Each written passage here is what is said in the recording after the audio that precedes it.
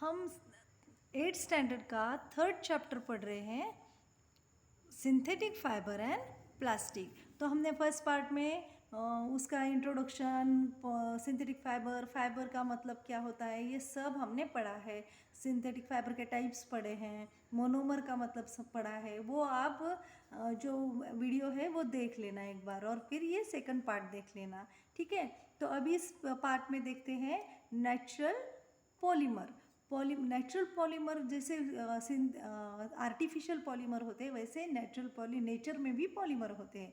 तो जो सेल्यूलोज है, सेल्यूलोज ये बेस्ट एग्जांपल है नेचुरल पॉलीमर का।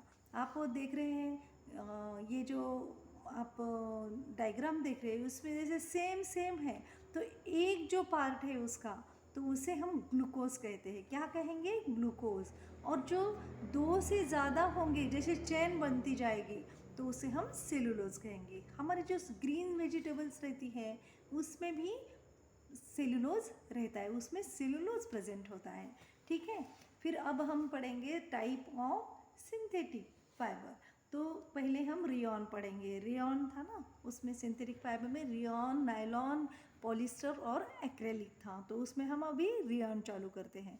तो rayon it is a semi synthetic polymer, ठीक है। It is a semi synthetic fibre.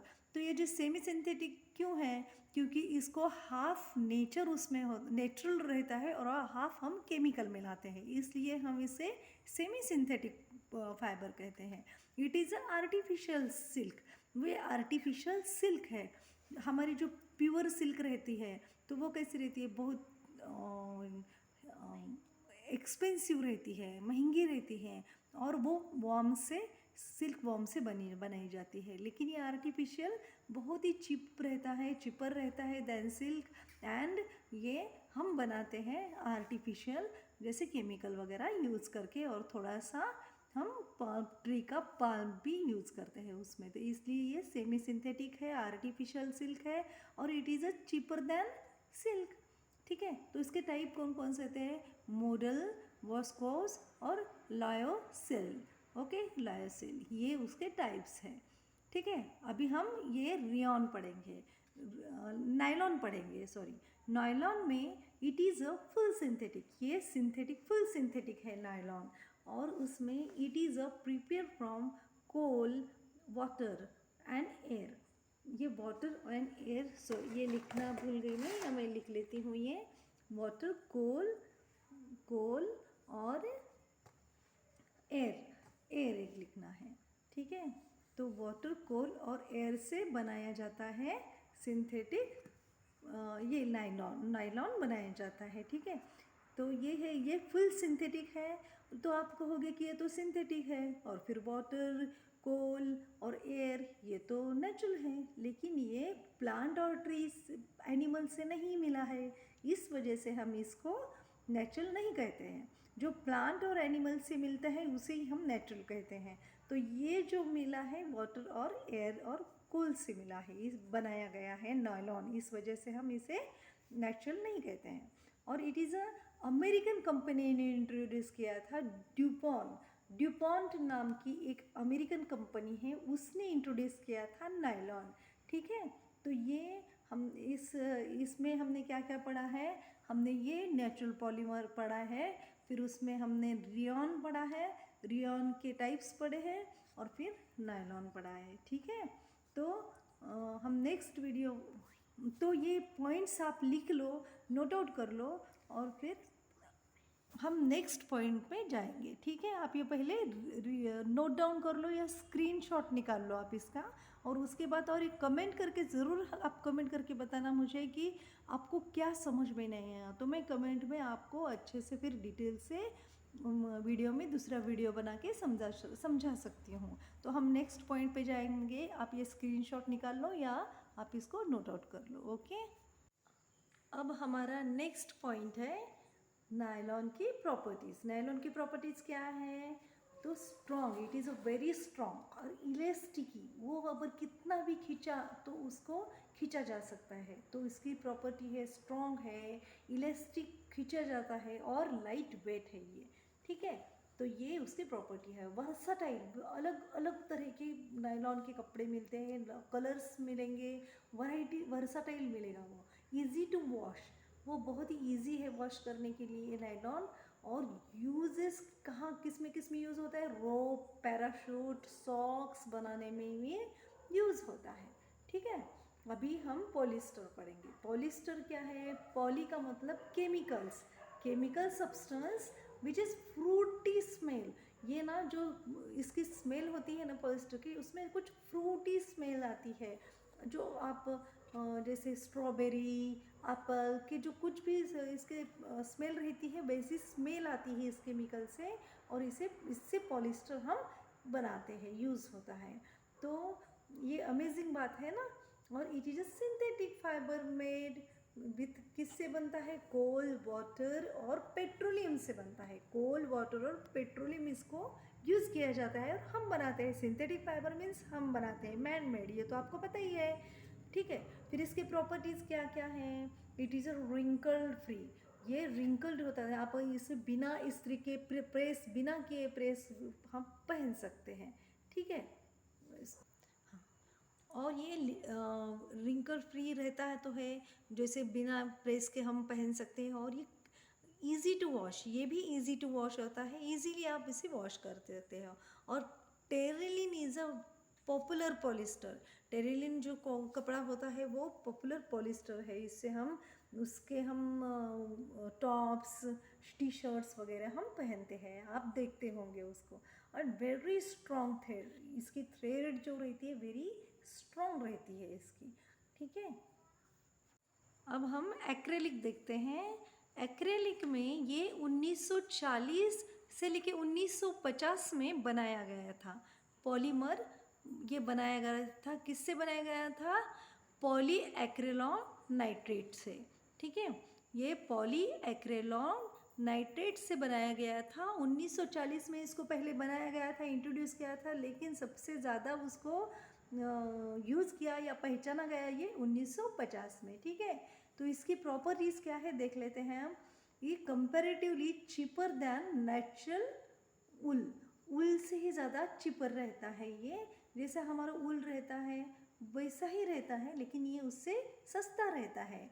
And it is available in variety of colours. इसकी जो कलर्स रहते हैं वो वेरियस कलर रहते हैं, वैरायटी बहुत रहती है इसकी कलर में, वो आपको किसी भी कलर में ये मिल जाएंगे। ठीक है, और dries quickly and easy to wash, ये बहुत जल्दी ड्राई हो जाता है और वॉश भी जल्दी हो जाता है। उसमें जो दाग धब्बे रहते हैं वो जल्दी से निकल जाते हैं।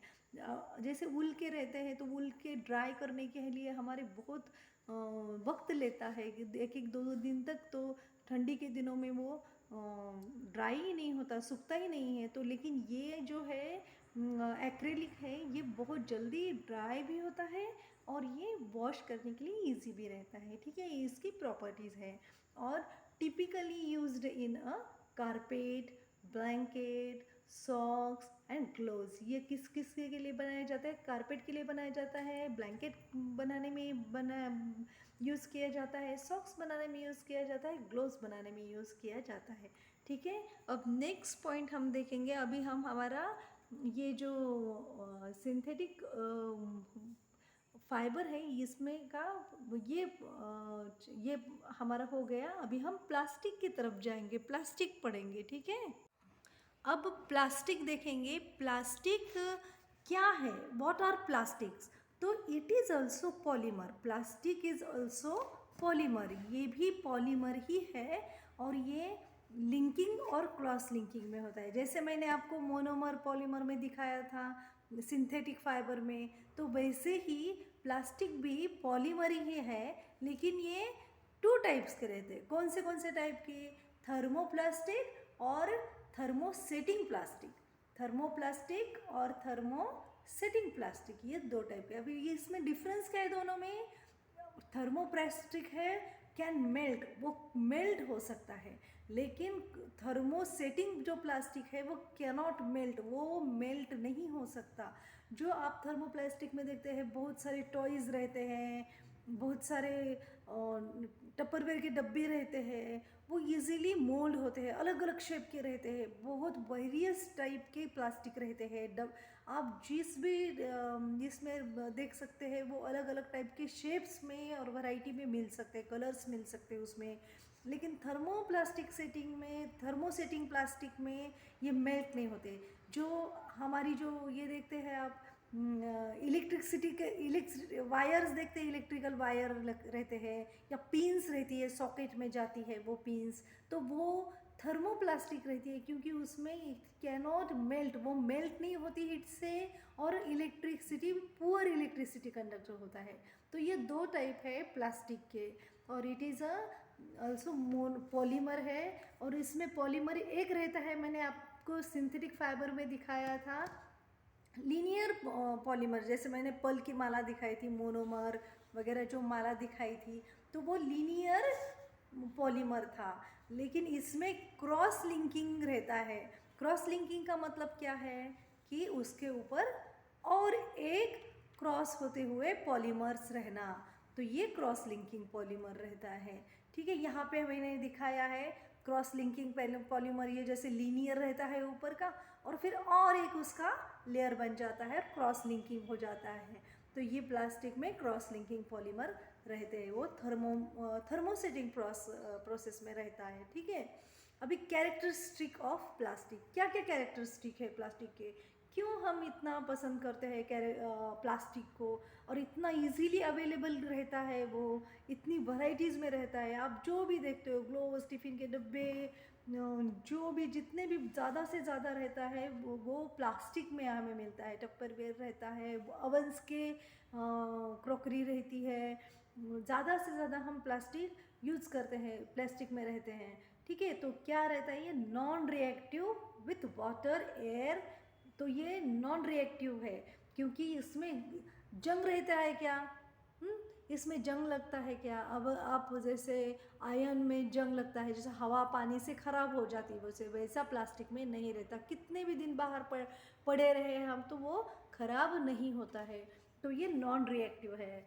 Poor conductor of heat and electricity, इसमें हीट और इलेक्ट्रिसिटी जो रहता है, जो जैसे कौन सा प्लास्टिक जो है थर्मोसेटिंग प्लास्टिक में, जैसे वायर्स रहते हैं, सॉकेट पिंस रहते हैं, तो वो जो रहता है, या फायरमैन जो कपड़े पहनते हैं उसके ऊपर भी थर्मोसेटिंग प्लास्टिक का कोट रहता है। इस वजह से वो जो फायर है उनको रिएक्ट नहीं करती है, इस वजह से वो पुअर कंडक्टिविटी हीट रहता है। ठीक है, और हाँ, यहाँ पे जैसे मैंने इलेक्ट्रिकल वायर है और प्लास्टिक कवरिंग रहता है, और डिफरेंट शेप रहते हैं, बहुत सारे शेप रहते हैं, और चीप रहता है प्लास्टिक, बहुत सस्ता रहता है, मेटल से सस्ता रहता है, इस वजह से प्लास्टिक हम ज़्यादा प्रिपेयर करते हैं। लेकिन ये हमारे इन्वायरमेंट के लिए भी बहुत अच्छा नहीं है। तो अगले हम टॉपिक में यही देखेंगे कि इन्वायरमेंट क्या है प्लास्टिक के इसमें, और थर्मोसेटिंग और थर्मोप्लास्टिक में what are the difference between thermosetting and thermoplastic. Okay, तो चलो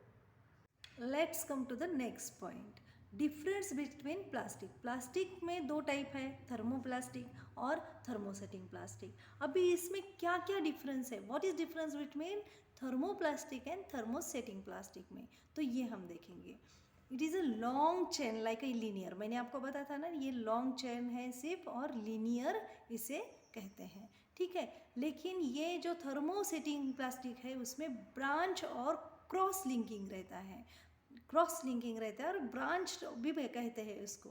ठीक है, it is a polymer and can be reshape, जो थर्मोप्लास्टिक है उसको हम रीशेप कर सकते हैं, रीयूज़ कर सकते हैं उसका, जैसे हमने मेल्ट किया फिर उसका यूज़ किया, उसको अलग अलग शेप में बनाया फिर यूज़ किया, ऐसे हम कर सकते हैं। लेकिन थर्मोसेटिंग प्लास्टिक को कैन नॉट बी रीशेप, उसका हम रीशेप नहीं कर सकते, वो हीट नहीं होता है। ठीक है, अभी थर्मोप्लास्टिक में सॉफ्ट एंड वीक, ये सॉफ्ट और वीक रहता है, लेकिन thermosetting plastic hard and strong रहता है, ठीक है। और थर्मोप्लास्टिक सॉफ्टन अप हीटिंग, जब हम हीट करते हैं उसको तो वो सॉफ्ट हो जाता है। आप अगर कैरी बैग या कुछ ऐसे प्लास्टिक के टॉयज़ हैं, वो अगर आपने हीट कर दिए तो वो क्या हो जाएंगे, सॉफ्ट हो जाते हैं, वो मोल्ड हो जाते हैं, मोल्ड भी कर सकते हैं हम उसे, सॉफ्ट भी कैसे कर, सॉफ्टन रहते हैं इस वजह से। लेकिन thermosetting plastic do not soften upon a heating. जब हम हीटिंग करते हैं तो जो थर्मोसेटिंग प्लास्टिक रहता है वो बिल्कुल ये नहीं करता, मोल्ड नहीं होता है, और डू नॉट सॉफ्टन, वो सॉफ्ट नहीं होता है, ठीक है। और क्या है इसके जो एग्जाम्पल हैं, थर्मोप्लास्टिक का एग्जाम्पल क्या है, पॉलीथीन। आपने पॉलीथीन को देखा है, तो पॉलीथीन अगर जलाए तो वो पूरा मेल्ट हो जाता है उसका। लेकिन जो ये थर्मोसेटिंग प्लास्टिक में वो बैकलाइट एंड द मेलामाइन ये दो एग्जाम्पल का है, जो which is do not melt भी नहीं होते और मोल्ड भी नहीं होते हैं, ठीक है। तो ये थर्मोसेटिंग एंड थर्मो प्लास्टिक में डिफरेंस है। अब देखते हैं प्लास्टिक एंड इन्वायरमेंट। अभी इन्वायरमेंट और प्लास्टिक का बहुत बड़ा झगड़ा है, ठीक है। जैसे प्लास्टिक हमारे लिए सस्ता, चीप, नॉन रिएक्टिव, हम बहुत अच्छे से यूज़ करते हैं, कैरी करने में लाइट वेट रहता है, ये सब उसके एडवांटेज है। लेकिन उसका इतना बड़ा डिसएडवांटेज है कि इट नॉन बायोडिग्रेडेबल, ये नॉन बायोडिग्रेडेबल है। मीन्स क्या, which material is not easily decomposed by natural process. अगर हमने कभी सब्जियां, जो भी हमारा वेस्ट रहता है, सब्जी, प्लांट के लीव्स वगैरह, जो भी हमारा जैसा कचरा बोलते हैं हम, जैसे हमारे खाने का कुछ ये रहता है, तो ये सब क्या होता है, कुछ दिनों के बाद बायोडिग्रेडेबल होता है, मिट्टी बन जाता है। हालांकि मेटल भी 500 साल बाद वो डिकम्पोज हो जाता है, लेकिन प्लास्टिक ऐसा है कि उसको सालों साल बहुत बहुत साल लगेंगे, वो डिकम्पोज नहीं होता है नेचुरल प्रोसेस से। इस वजह से ये हमारे अर्थ के लिए हानिकारक है। ये सबसे बड़ा डिसएडवांटेज है प्लास्टिक का, ठीक है। तो ये आपको समझ में आया इन्वायरमेंट के लिए वो। लेकिन हम रीयूज़, इसके 4R है, तो इसे हम 4R एनसीईआरटी के बुक में 4R दिए हैं, रीयूज़, रिड्यूस, रिसाइकल और रिकवर। ये जो हम 4 इसका करके हम इस्तेमाल कर सकते हैं। लेकिन कम से कम हमें बोला जाता है कि अभी पॉलीथीन बंद हो गई है। क्यों बंद हो गई है? क्योंकि वो डिकम्पोज नहीं होती है, इस वजह से वो पॉलीथीन बनाना है वो बंद कर दिया गया है। अभी पेपर बैग्स रहती है, क्लॉथ बैग हम लेके जाते हैं। बीच में फ़ाइन भी था, 5000 का फ़ाइन था अगर पॉलीथीन बैग हमको दिखी तो क्योंकि हम फिर उसका रीयूज़, अभी जितने भी बने हैं सिर्फ उसका रीयूज़ कर सकते हैं, रिड्यूस कर सकते हैं, कम कर सकते हैं और रिसाइकल कर सकते हैं, और रिकवर हो जाएगी फिर हमारी जो हमने जो यह अर्थ को बेनिफिट कर सकते हैं। और एक 5th आर है, 5th आर एनसीईआरटी की बुक में नहीं दिया है, लेकिन हम इसका थोड़ा सा हम बताते हैं। 5th आर है रीप्रोसेस, उसको रीप्रोसेस कर सकते हैं, लेकिन इसके बारे में कुछ एनसीईआरटी की बुक में नहीं दिया है, इसलिए मैं इसमें बात नहीं करूँगी। 5th आर है रीप्रोसेस, इतना ही आप याद रख सकते हैं। तो ये चैप्टर यहाँ पे ख़त्म हो जाता है। इस पे आप कमेंट सेक्शन में कमेंट करके मुझे ज़रूर बताना, अगर आपको कुछ भी समझ में नहीं आया तो हम ज़रूर उसका जवाब देंगे। और ज़ूम लाइव सेशन पाने के लिए हमारे चैनल को सब्सक्राइब करें और कमेंट करें, हम आपको कांटेक्ट कर लेंगे। जो भी बच्चे इंटरेस्टेड है हमारे साथ लाइव पीरियड के लिए, लाइव आपको क्वेश्चंस, एमसीक्यूज उसमें सब अवेलेबल है। आपको अगर लाइवली ये चैप्टर या ये सब्जेक्ट्स कराने हैं तो आप हमारे साथ ज्वाइन हो सकते हैं। और आप हमें कमेंट करके बताएं, हम कमेंट सेक्शन में आपको नंबर और ईमेल आईडी दे देंगे, उस पर आप मेल आईडी से उस पर मेल कर सकते हैं या हम आपको कांटेक्ट कर लेंगे। तो आपको जो भी आपकी इंक्वायरी होगी आप इसमें कमेंट सेक्शन में आप लिख सकते हैं। और ये इसके 2 पार्ट बने हैं इस चैप्टर के। बहुत कम पार्ट बनाने का मैं ये करती हूँ, क्योंकि फिर वो पार्ट्स जो है हम बहुत सारे बनाए तो मिलते नहीं हैं, इस वजह से 2 ही पार्ट में ये चैप्टर हमने ख़त्म कर दिया है। ठीक है, तो इसके MCQs क्वेश्चन आंसर्स इसका डीपली और भी आपको ये कराना है तो आप हमारे साथ ज्वाइन हो सकते हैं लाइव जूम पे। ठीक है, तो टिल देन बाय, हम बायोटिक वर्ल्ड में स्टडी बनाएं आसान। Okay, thank you, take care.